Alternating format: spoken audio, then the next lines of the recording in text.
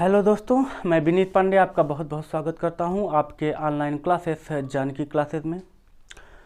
दोस्तों, कल हमने बात की थी वैदिक सभ्यता के अंतर्गत पूर्व वैदिक काल की, और उसके अंतर्गत हमने पूर्व वैदिक काल के राजनीतिक स्थिति, सामाजिक स्थिति, आर्थिक स्थिति और धार्मिक स्थितियों के बारे में जानकारी प्राप्त की थी।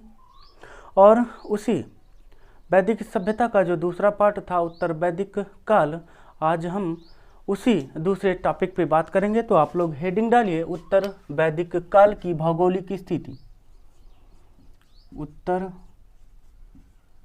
वैदिक काल की भौगोलिक स्थिति।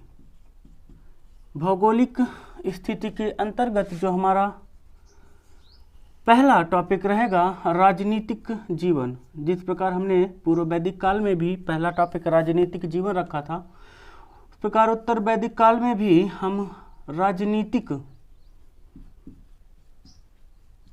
जीवन से ही प्रारंभ करेंगे। और राजनीतिक जीवन के अंतर्गत पहला जो फैक्ट था वो जानते हुए, अच्छा, इसका समय सीमा अगर हम बात करें तो 1000 ईसा पूर्व से लेकर 600 ईसा पूर्व तक इसका समय निर्धारित किया गया। और राजनीतिक जीवन के अंतर्गत 1000 ईसा पूर्व में एटा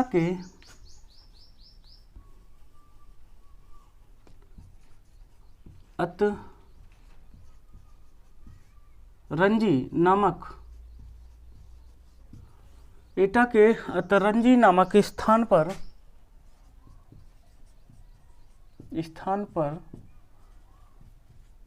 लोहे की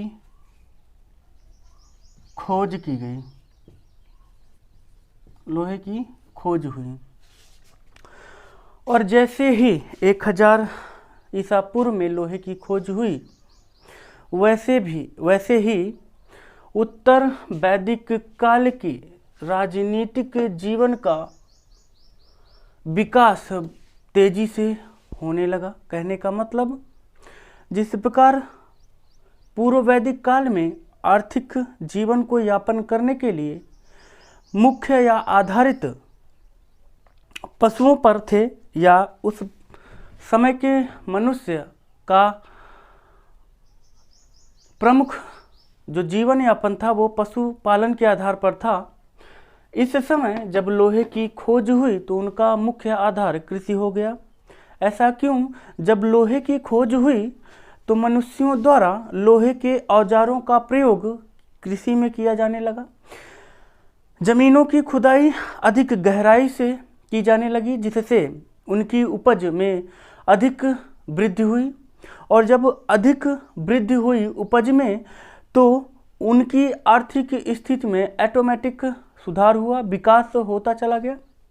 कंठक संहिता से प्राप्त होता है कि उस समय के लोग 12 बैलों का हल प्रयोग करते थे, जिससे बताया जाता है कि उस समय जो प्रमुख रूप से उनके आर्थिक जीवन यापन करने का आधार था वो कृषि हो गया था। कहने का मतलब, लोहे की खोज से इस सभ्यता का विकास निरंतर पूर्व वैदिक सभ्यता के अपेक्षा अधिक हो गया।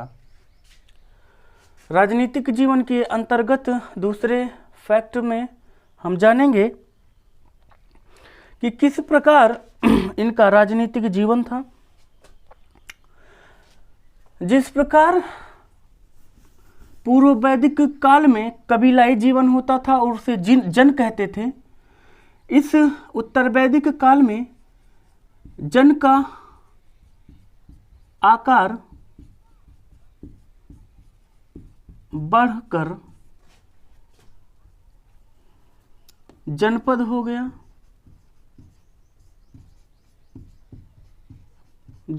गया। राजा की शक्ति में विकास हुआ।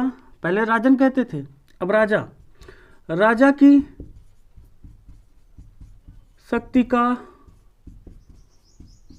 विकास हुआ एवं जो सभाएं होती थीं, सभा एवं समिति होती थी, उसका प्रभाव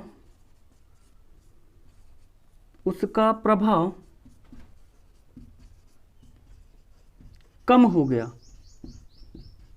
क्यों कम हो गया भाई? अरे राजा की शक्ति बढ़ी, अब सारा कारोबार या कर्ता धर्ता राजा हो गया। किंतु पूर्व वैदिक काल में जब राजा को निर्णय लेना पड़ता था, वह सभा और समिति के व्यक्तियों से पहले बातचीत करके ही लेता था। उनके द्वारा जब इनको सलाह दिया जाता था राजा को, तो वो नियम लागू करते थे। किंतु उत्तर वैदिक काल में राजा की शक्ति का जब विकास हुआ तो सभा और समिति का प्रभाव कम हो गया। राजा स्वयं से निर्णय लिया करता था। और पूर्व वैदिक काल में जो रत्निज हुआ करते थे, जो अन्य अधिकारी नियुक्त किए जाते थे, जिनके अंतर्गत 4 व्यक्ति शामिल थे। कौन कौन से? पुरोहित, सेनापति, पुरुप और स्पस, जिनकी संख्या 4 थी। अब उत्तर वैदिक काल में इनकी संख्या 17 हो गई। कहने का मतलब राजा की शक्ति में विकास हुआ और राजा के रत्निज अधिकारियों की संख्या जो 4 हुआ करती थी, वो बढ़कर 17 हो गई। और पूर्व वैदिक काल में एक कर लगता था। कौन सा कर? बलि कर, जो कि पूर्व वैदिक काल में स्वेच्छा से दिया जाता था, किंतु उत्तर वैदिक काल में इसे नियमित कर दिया गया। नियमित कर दिया गया। क्यों कर दिया गया? क्योंकि राजा की शक्ति का विकास हुआ, राजा ही करता धरता हुआ और उसने ये नियम लागू कर दिया कि ये बलि कर जो आप स्वेच्छा से देते थे पूर्व वैदिक काल में, अब उत्तर वैदिक काल में इसे निश्चित कर दिया गया, नियमित कर दिया। आपको टैक्स देना है तो निश्चित रूप में देना है, चाहे आपकी उपज में वृद्धि हो, चाहे आपका व्यापारिक धंधा सही से चले या ना चले, किंतु कर देना है। ये कुछ इंपॉर्टेंट फैक्ट थे उत्तर वैदिक काल में। ये राजनीतिक स्थिति, किस प्रकार से राजनीतिक स्थिति में विकास हुआ। लोहे की खोज के कारण उनकी आर्थिक स्थिति में, उनकी सामाजिक स्थिति में प्रत्येक दशाओं में वृद्धि हुई। जन का आकार जनपद हो गया। राजा की शक्ति में विकास हुआ। उनके रत्निजों की संख्या 4 से बढ़कर 17 हो गई। जो कर बलि कर नियमित लागू कर दिया गया, जो पूर्व वैदिक काल में स्वेच्छा से दिया जाने वाला कर था। अब बात करते हैं, जल्दी से लिख लीजिए, तो बात करते हैं सामाजिक जीवन की या सामाजिक स्थिति की।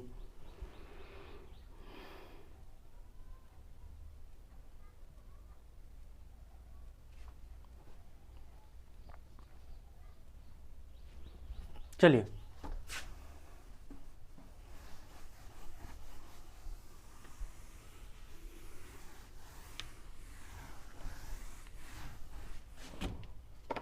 बात करते हैं सामाजिक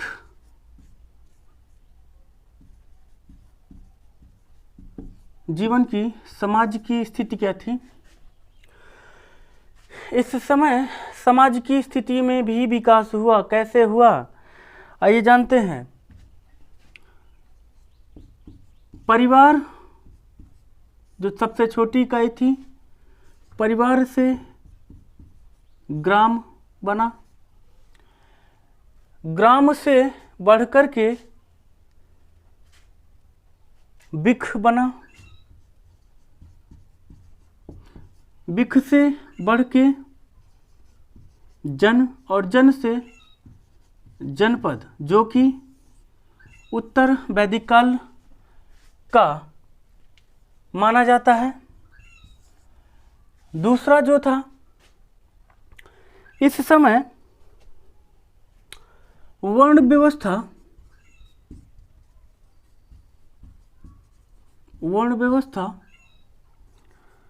जन्म पर आधारित हो गई।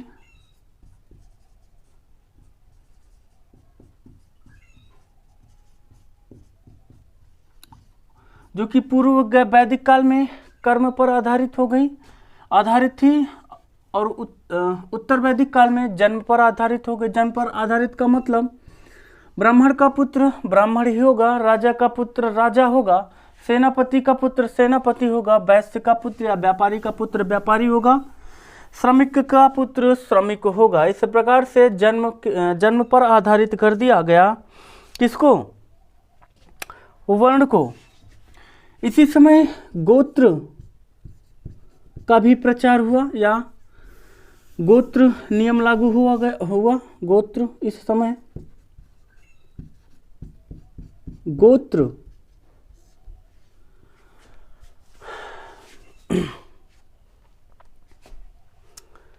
समय गोत्र व्यवस्था प्रारंभ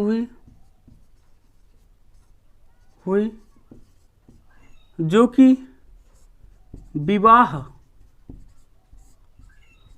के समय में प्रयोग होती थी, जो कि विवाह के समय में प्रयोग की जाती थी। इसके अलावा स्त्रियों की स्थिति पर बात करें तो स्त्रियों की स्थिति में गिरावट होगी। इस समय पर्दा प्रथा, दहेज प्रथा एवं सभा एवं समिति में स्त्रियों का जाना या स्त्रियों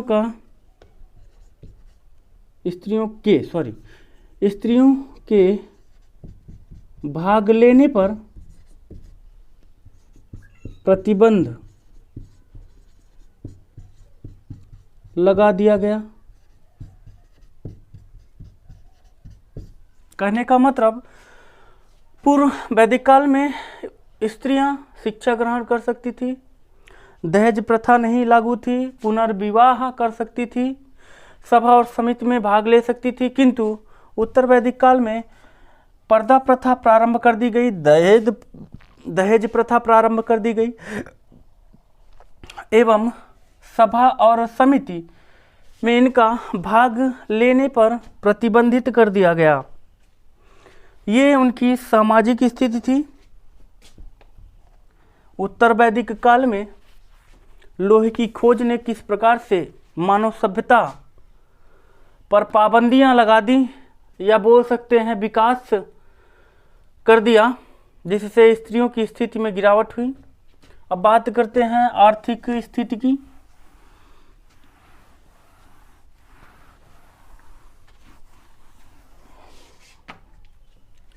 हेडिंग डालिए, आर्थिक स्थिति। आर्थिक स्थिति के अंतर्गत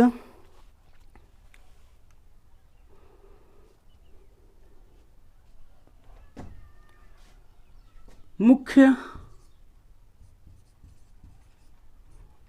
आधार कृषि को कर दिया गया। व्यापार में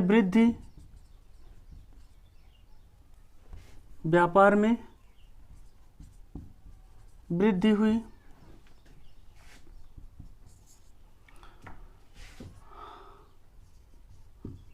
कंठक संहिता से प्राप्त जानकारी, यह जानकारी हमें कंठक संहिता से प्राप्त हुई। मुख्य आधार जो है कृषि कर दिया गया। उद्योग धंधों या व्यापार में विकास हुआ। यहाँ की सभ्यता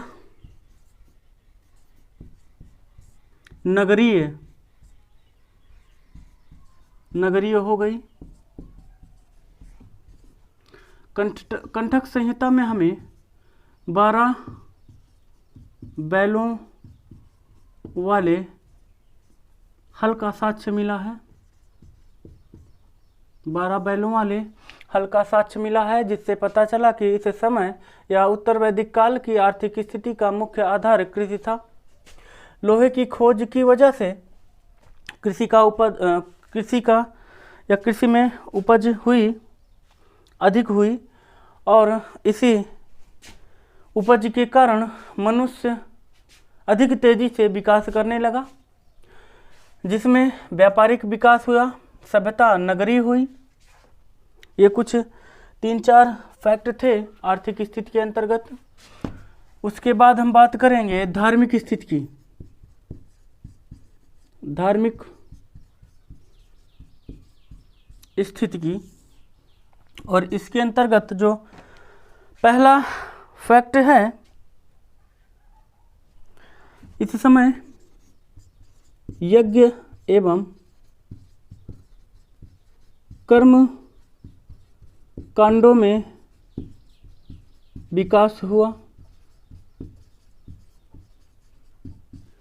यज्ञ एवं कर्म कांडों में विकास हुआ। इसके अलावा प्रमुख देवता के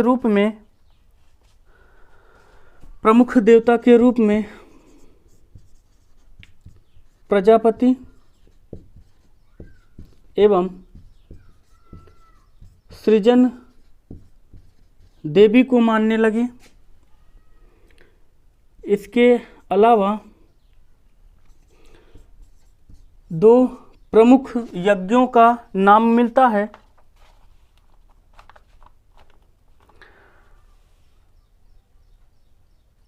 जिसके नाम है राज सूर्य यज्ञ और दूसरा है वाजपेय यज्ञ। राज सूर्य यज्ञ एवं वाजपेय यज्ञ। अगर हम बात करें राज सूर्य यज्ञ की, तो ये राजा की प्रतिष्ठा बढ़ाने के लिए काम आता था, और दूसरा वाजपेय यज्ञ राज्य विस्तार के रूप में प्रयोग किया जाता था। इसके अलावा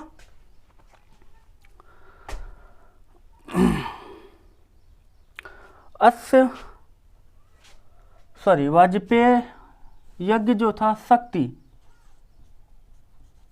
शक्ति प्रदर्शन के रूप में। इसके अलावा एक अश्वमेघ यज्ञ होता था, जो राज्य विस्तार, जो श्री राम ने भी किया था, विस्तार के रूप में प्रयोग होता था। मतलब कहने का 3 प्रकार के मुख्य रूप से यज्ञ करवाए जाते थे। यज्ञों में बलि दी जाने लगी।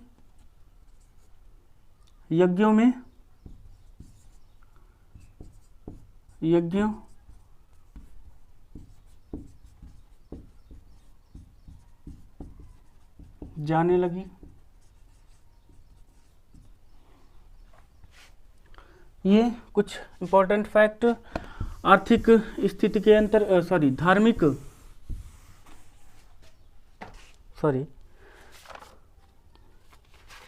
ये आर्थिक स्थिति ना होकर के आप लोग सुधार लीजिएगा, धार्मिक स्थिति थी भाई। धार्मिक स्थिति थी।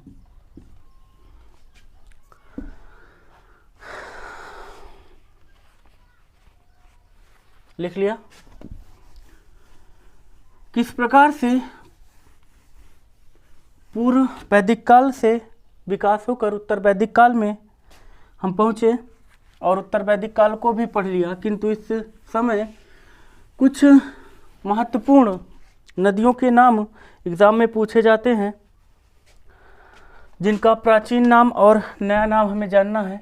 एक तरफ लिख लिए प्राचीन नाम, और दूसरी तरफ लिखेंगे नवीन नाम। प्राचीन नाम के अंतर्गत हम लिखेंगे वितस्ता,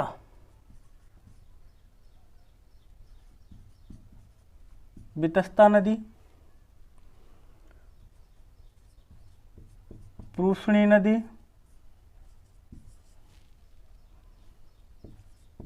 शतुद्री नदी,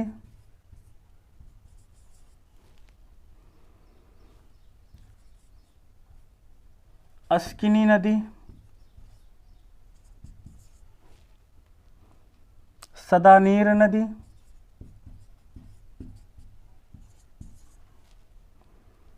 कुंभा नदी,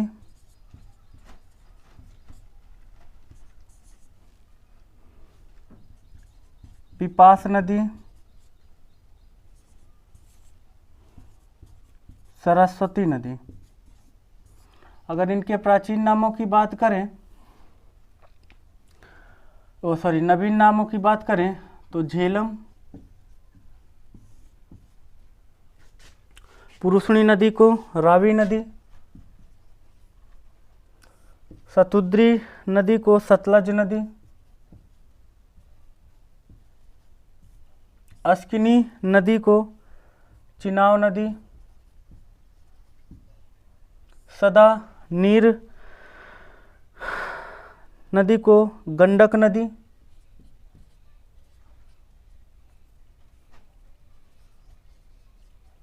कुंभा को काबुल नदी, विपाशा को ब्यास नदी, सरस्वती को घग्गर नदी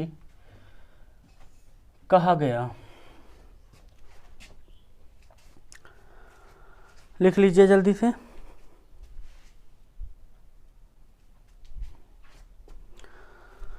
और आज का टॉपिक यहीं ख़त्म होता है। कल हम बात करेंगे कि पूर्व वैदिक काल में जैसे महाजनपद बन गया, जनपद बन गया, इसी प्रकार उत्तर वैदिक के खत्म होते ही यही जनपद 16 महाजनपदों में डिवाइड हो गया। और कल हम बात करेंगे उन 16 महाजनपदों की और किस प्रकार से उन 16 महाजनपदों से एक महाजनपद का विकास हुआ या उत्कर्ष हुआ और महाजनपद बना। तो हम कल बात करेंगे 16 जनपदों के अंतर्गत मगध महाजनपद का उत्कर्ष।